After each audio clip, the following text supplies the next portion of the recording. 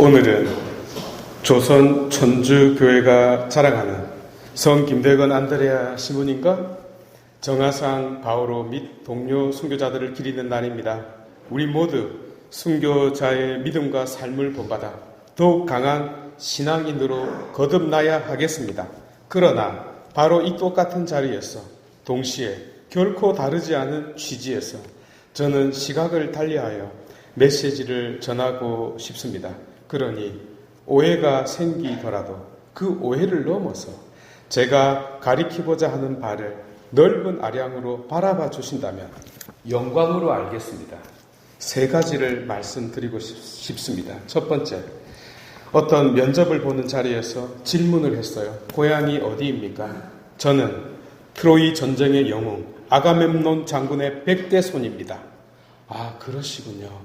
그러면 부모님은 누구시죠? 방금 아가멤논 장군의 100대 손이라고 말씀드렸는데요. 아, 네, 죄송합니다. 제가 갱년기여서. 그러면 당신 전공은 무엇입니까? 무엇을 제일 잘하시죠? 어허, 이 사람이 말귀를 못 알아듣네. 아가멤논 장군의 100대 손이라고 말씀드리지 않았어요? 우리 신앙이 이런 자랑이 아니었으면 합니다. 저는 순교자의 후손임을 자랑하는 우리들이라는 성가를 들으면 계면쩍습니다. 왜냐하면 저는 박해자의 후손이기 때문입니다. 제 모친은 날아가는 새도 떨어뜨렸다는 안동 김씨 집안이 올시다. 이왕 말 나온 김에 나열 좀 해볼까요? 조선 왕조를 이룬 전주 이씨는 제일 나쁜 성씨입니다. 박해의 주체들이니까요. 영조의 계비였던 정순 왕후는 김항구의 딸입니다. 경주 김씨들 반성들 하세요.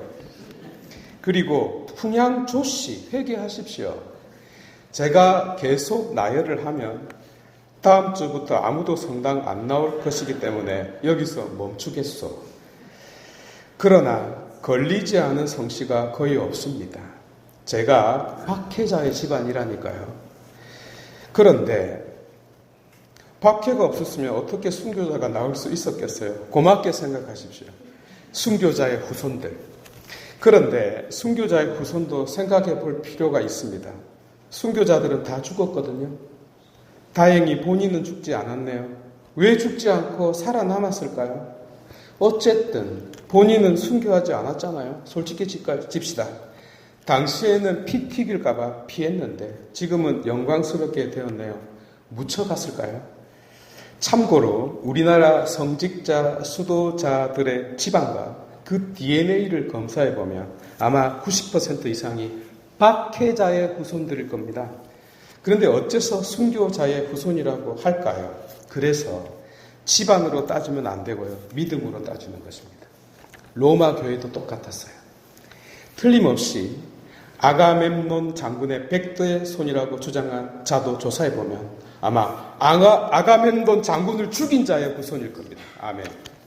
다음으로 성지란 어디일까요? 성지는요, 지리적으로 따지자면 예루살렘 말고는 없습니다. 성인이 태어난 곳은 두말할 것도 없고 그분들이 걸어 다닌 길도 성지가 됩니까?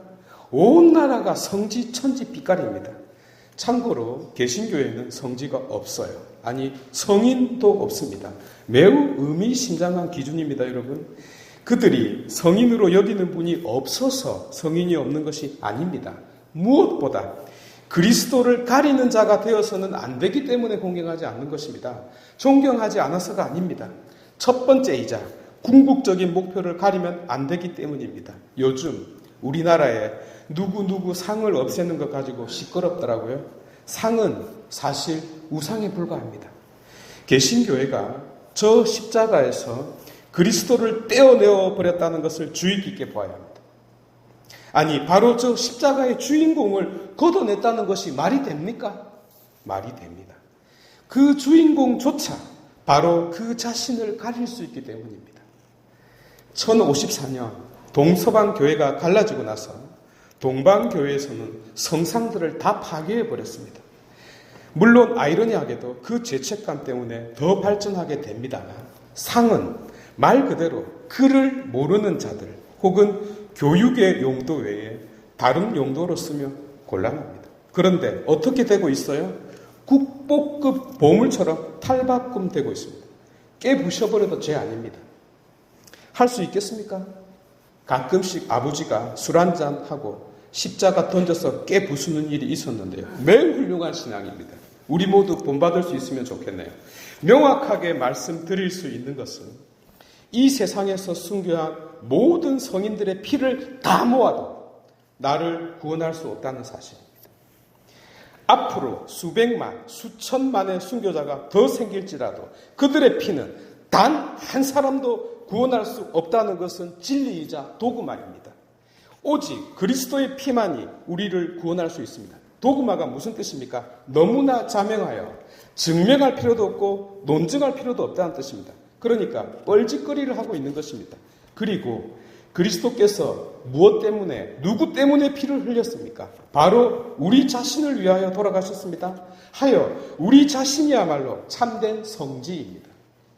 그러니 배와 배꼽을 바꾸지 마시기 바랍니다. 개신교 신학에서 배워야 합니다. 마지막으로 313년 콘스탄틴 대제의 밀라노 칙령으로 로마 제국은 종교의 자유를 얻게 됩니다. 그런데 종교 자유를 얻게 된 바로 그 날을 역사학자들은 신앙의 사망 선고일로 선포했나이다.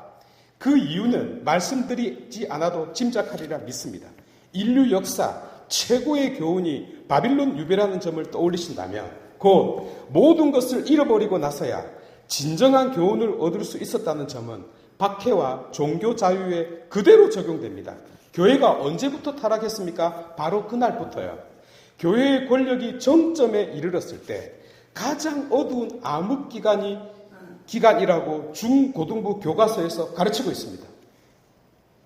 우리 신앙의 조상들이 천주교를 받아들인 이유는, 동시에 뿌리 내린 이유는 인간의 존엄성과 평등 때문이었습니다. 태어나서 처음으로 존엄한 사람 대접을 받았기 때문입니다. 그래서 그 신앙은 존재의 가치였고 생명의 존엄함이었고 사람다움이었으며 천국 그 자체였기 때문이었습니다. 참으로 단순했습니다. 황사형 백서 사건의 핵심도 그저 믿게만 해달라는 요구였을 뿐입니다. 정말 다른 것은 아무것도 바라지 않았습니다. 그런데 오늘날 천주교를 비롯한 종교들은 민폐의 대명사이자 정치 집단으로 변질된 지 오래이고 귀차니즘의 대표가 되었습니다. 감사할 줄 모르는 온갖 불만주의자들이 모인 패거리 집단으로 강성 노조들조차 큰 형님으로 부르고 있습니다. 하나를 허락해주면 끝없는 요구를 합니다. 이것이 사회주의, 공산주의 국가가 종교를 허락해주지 않는 이유이올시다.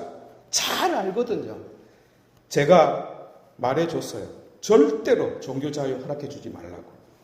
여러분, 제가 오늘 충격을 들었다면 양해하시기 바랍니다. 그러나 보십시오. 전체 교회가 성지에만 집중되어 있습니다. 다시 말씀드리지만 그 많은 순교자들이 피를 흘려도 우리들 중 그 누구도 구원할 수 없습니다. 오직 그리스도만이 구세주입니다. 그리스도를 가리지 마시기 바랍니다. 자기는 죽지도 않으면서 남 보고 죽으라고 요구만 하니 비판해 본 것입니다. 다음부터는 안 그럴게요. 다시 한번 죄송스럽다는 말씀 드리고 싶고 제 말의 표현이 아니라 손가락으로 가리키고자 했던 것을 말하고자 했음을 양해해 주시기 바랍니다. 모두 일어나셔서 신앙 고백합시다.